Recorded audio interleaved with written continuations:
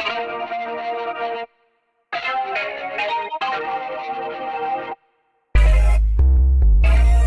right. Hey, how y'all doing? Welcome to Volume Up. My name is Maurice Palmer. I use they, them, their pronouns. And this is the TC Squared Theater Company. TC Squared, as always, is pushing onward and upward. Due to COVID-19, coronavirus, Rona and them, also known as, our programming had to make some major shifts. TC Squared built an online program to ensure that the Play Lab playwrights hear their work and are able to share their work and get some feedback. TC Squared wishes to boost the community contact and show that we are still active despite us social distancing. Volume Up, the virtual readings, will be the 10-minute plays that you would have heard at the New Play Festival.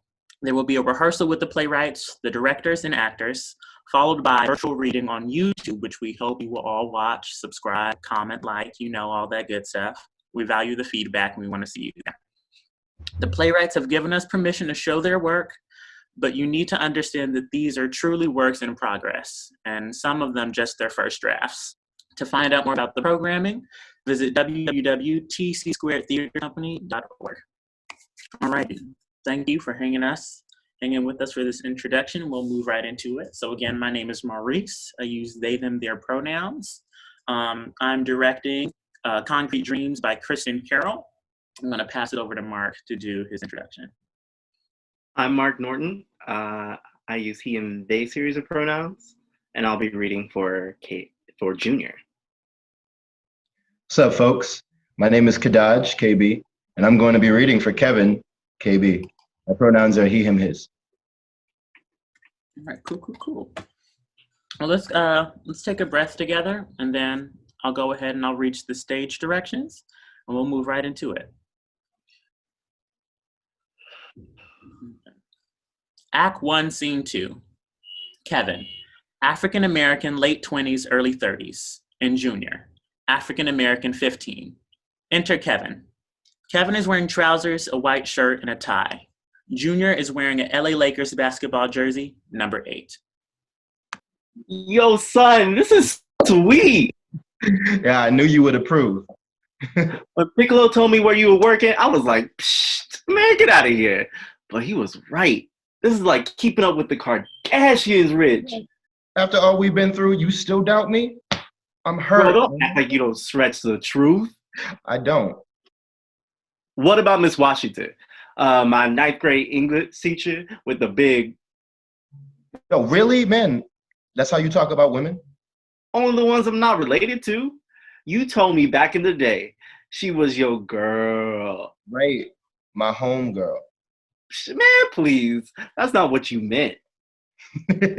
Okay, so maybe I stretched the truth a little bit. Anyway, it impressed you and Piccolo. That's because Miss Washington got the big old, Junior! Yo, man, where's Piccolo? I thought he was going to meet us here. Piccolo's not coming. What did he do now? Maybe Piccolo didn't do anything. He might be at a doctor's appointment, filling out a job application. You always act like he does nothing but get in trouble. I'm sorry. You're right. You're right, man. I'm sorry. So how is he? Piccolo got in trouble, man. Mm-hmm. What happened? He got caught up with the 29th Street crew. Last week, a bunch of them went to the Nas concert on Broad Street. I wanted to hit it up with them, but I had to watch my brother. I heard Nas killed it, too. And then? And then they got arrested on the subway. For what? Jumping the turnstile. They didn't pay for a ticket. I can't believe Piccolo would do something so incredibly stupid. He should know better by now. I bet he was with his brother, wasn't he? So what if he was? His brother's trying to look out for him, especially after Pic's father died. If he really wanted to look out for him, he would make sure Piccolo didn't get involved in a gang.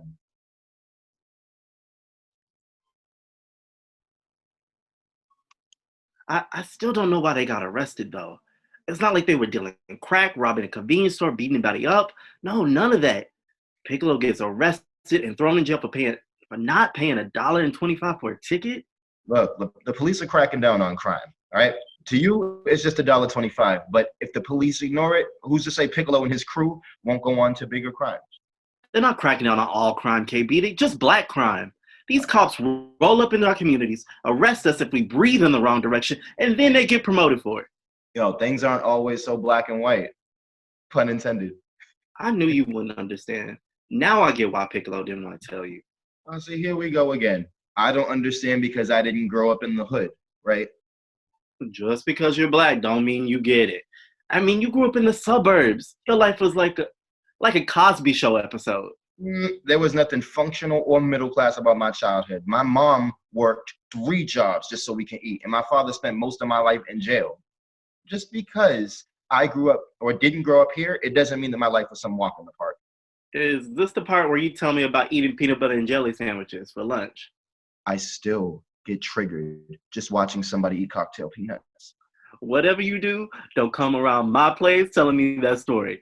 Anybody that story. Nobody shed a tear about you eating sandwiches, okay? Look, all I'm trying to say is that because life is hard, it doesn't mean that the only option is crime. There are tons of assistant programs out there that can help people. Only if you don't mind waiting 6 to 7 months? For years, my mom's been dreaming of the day she can get the bennies she needs to take care of my brother. Oh, how's he doing? Not good. Mom's had no idea it'd be hard once he turned 21. Is she still waiting on the list for Medicaid? Yeah, but they told us it could take years. My brother needs help now. We can't leave him by himself, and the last caregiver we had quit because we didn't have the money to pay her. Wait, so who's watching him? Me? Who else? My mom can't do it. How can you do that with school? Man, please don't tell me you're skipping school. Not after everything that we talked about. Look, KB, I appreciate your dreams for my future, but I can't think about that when my brother, who doesn't speak and won't stop screaming, I can't think about trying out for sports or applying for some charter school, not while my brother is like this. Well, I told your mother I could help. Sometimes having a lawyer makes navigating the system easier. Nobody needs your pity, KB. It's not pity. This is why I wanted to go into law in the first place, to dismantle the barriers and within the system that keep Black people down. I mean, don't you want that? I mean, where are you living at, man? You're staying at my uncle's. I thought your mother was an only child. She is. He's my play uncle. Did you mean that, KB?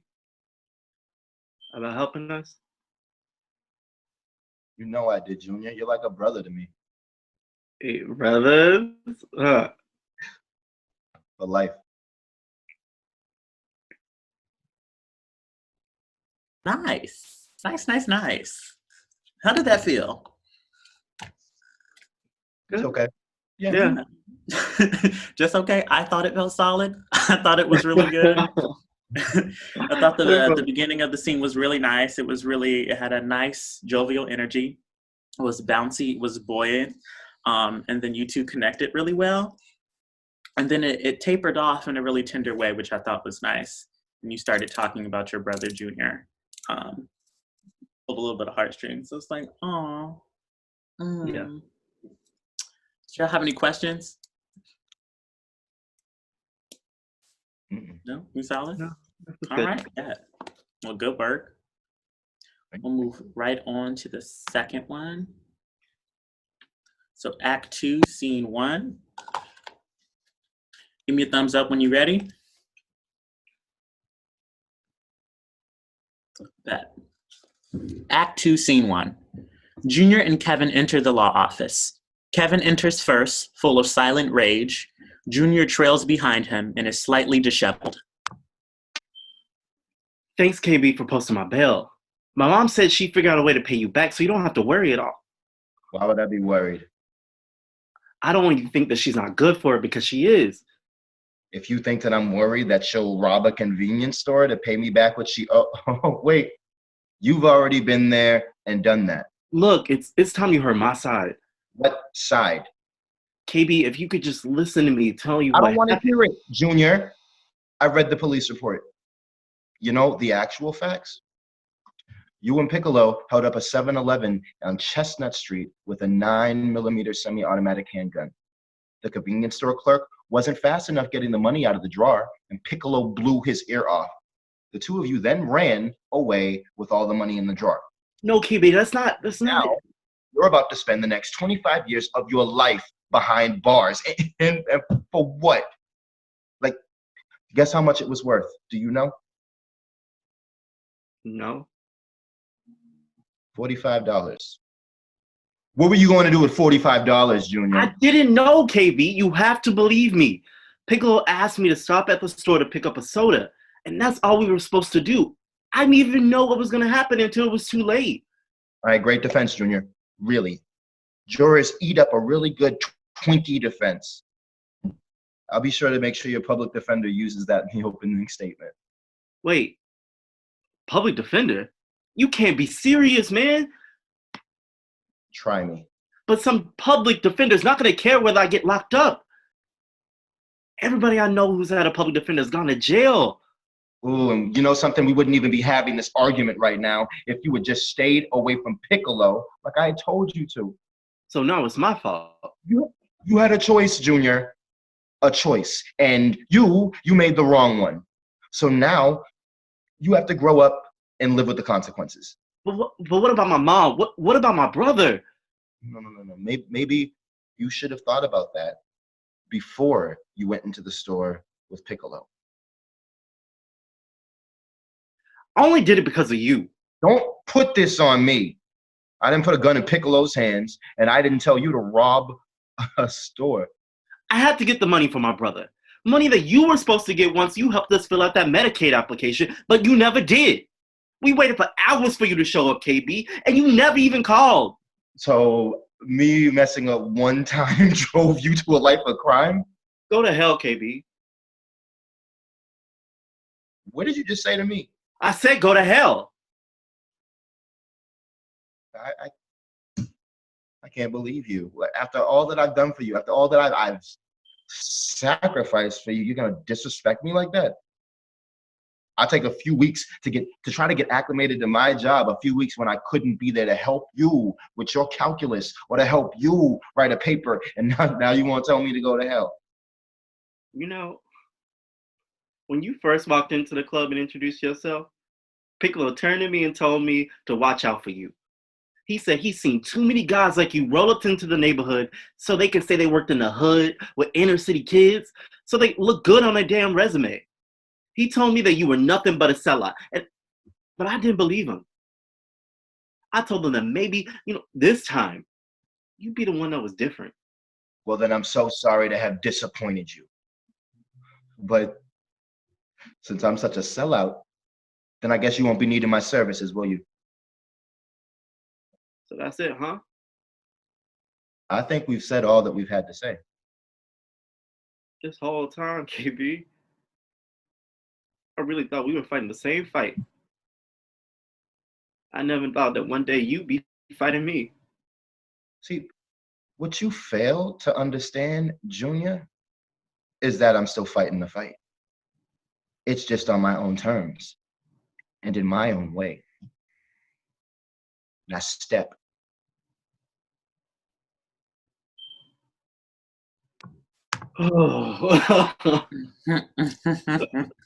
Y'all were acting for this camera.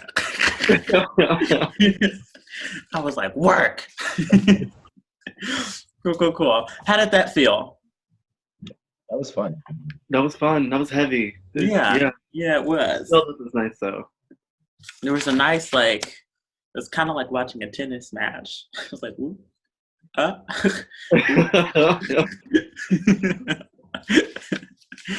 Okay, but I do want to look at this last beat again.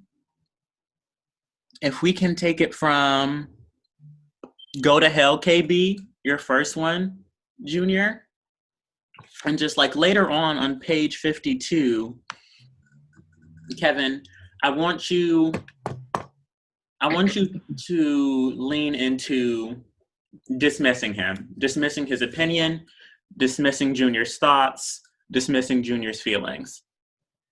Okay. At this point, you're a little fed up. I want to play with this.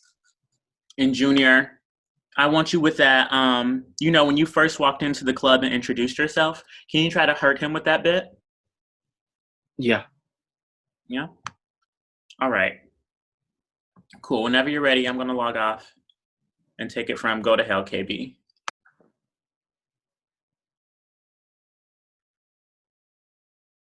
Go to hell, KB. What did you just say to me? I said go to hell. Yeah, I can't believe you. After all that I've done for you, after all that I've sacrificed, you disrespect me like that. I take a few weeks to get acclimated to my job, a few weeks where I couldn't help you with your calculus and help you with your papers, and now you want to tell me to go to hell. You know, when you first walked into the club and introduced yourself, Piccolo turned to me and told me to watch out for you. He said he's seen too many guys like you roll up into the neighborhood so they can say that they worked in the hood with inner city kids will look good on their resume. He told me that you were nothing but a sellout. But I didn't believe him. I told him that maybe this time, you'd be the one that was different. Well, then I'm so sorry to have disappointed you. But since I'm such a sellout, then I guess you won't need my services then, will you? So that's it, huh? I think we've said all that we have to say. This whole time, KB, I really thought we were fighting the same fight. I never thought that one day you'd be the one fighting me. See, now what you fail to see, Junior, is that I'm still fighting the fight, just on my own terms and in my own way. Now step.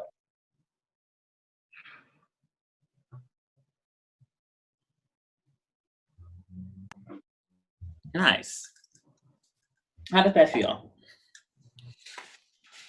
Yeah. Yeah. It took more energy. It took more energy to feel like hurting him in that moment. But I see what you're saying. Yeah, like it definitely felt different, but I definitely feel like there's some tidbits in there to carry as we continue to develop this. It did seem to wear on you more to try to hurt him, Junior. But I think the youthful impulse is to do that when you're feeling threatened and attacked. Yeah, it felt more like a 15-year-old in that moment. Yeah. Gotcha, nice. Cool. All right, so we're gonna have our playwright Krysten Carol join us just for a couple of interview questions. How are you doing? Great job. This is just amazing. Thank you, and Marquel and Kadahj for everything that you guys have put together for my first little mini show. Absolutely. Thank you for writing this play. I mean, I remember when we did it last year. I loved it. And it's nice to see it like growing and developing into a full-length play. But with that, I just want to ask you a couple of questions. First off, I wanted to see what takeaways would you like the audience to have with this play? So one of the central questions that has been running through my mind as I was writing this play is what are people willing to sacrifice in order to achieve success, or whatever success looks like for them. And I think that idea and what that looks like can be so different, particularly in different communities where folks have been typically marginalized and have not been given the resources and the opportunities that other groups have. And so in order to achieve, in order to gain that sense of accomplishment, sometimes are you willing to do things that you wouldn't ordinarily do, or hurt people you wouldn't ordinarily hurt in order to get to that level? Yeah, good, because I definitely got that. That was one of my takeaways from reading this play, especially with KB. I see him struggling with, I see that he wants to handle these big structures and the government and the law system to help his community, but throughout the play, he doesn't show up on a personal level for Roz or for junior, or just to like be emotionally available for them. Right. And that was definitely something I thought about when reading this play. Yeah, his established values don't live up to his enacted values, like what he actually does day to day. But I think that sometimes you also like just find that, you know, whenever you have discussions with people, like they claim to want to do good and help others, but when it actually comes to opening up their purse or doing something, it's not always a direct reflection. Yeah. They don't always show up. That is true. That's very true. I have another question for you. What has your process been like working with TC Square? When did you start working with them, and how long has it been up until now? I started last January, so it hasn't been a long time, but TC Squared really embraced me. In January 2019? Yes. Gotcha. Yeah, it has not been very long at all. They really embraced me as a new playwright. I remember I was looking for an opportunity in order to really look into a new avenue of writing. I've been a fiction writer for a number of years, but I never really played with dialogue and bringing my work to the stage. And I reached out to Roz and Marty, who've been so incredible, and they created this space for me, giving me a seat at the table where I could learn from other playwrights who've had plays performed, who won awards. I got to learn from them. I got to work on my piece over and over every single week. As you saw, we were part of last spring, got to have a slice of it performed with incredible actors. And that was just amazing to me. Not in my wildest dreams did I ever think that this would happen. And they continue to nurture and cultivate me as a young writer, and really encourage me not to give up, because it's very daunting when you know, something that you invest so much time in, and still you wonder if it's worthy of the actors who are performing it, or the audience who are viewing it, or the director who is directing. But they continue to encourage me to keep pressing on and keep working on my craft. Mm-hmm. And I want to commend you, because you're doing a great job. Because I've written a couple of things, and they're not like this. You know what I mean? Knowing that like you don't come with a theater background, that you're a fictional writer, I think some of the good things in this play is that you have a really good job of establishing like relationship, and also establishing like the circumstances and the world of the play without it feeling like exposition. I feel like a pitfall that a lot of playwrights have is that like they get into explaining so much in the first act or the first couple of scenes about just what it's like and what's going on, that you lose the attention span of the audience. But the dialogue, it's so sharp, it's so quick, it's witty, it's fresh, it's personable. Thank you. Yeah, absolutely. That it carries all that work with it, and it's lovely. It's lovely, and I'm excited to see where it grows. I'm very excited for this piece. Let me know where she's going. I will. Definitely. Yeah, but I think that's it. I think that's where we're at on time. Thank you, Krysten. Thank you so much. Thank you to the lovely actors, Kadahj and Marquel. And then thank you to our production team, Deen and Erin. We love doing this. And until next time, peace. This is Volume Up with TC Squared. We will see y'all later. Pew, pew, pew, pew, pew.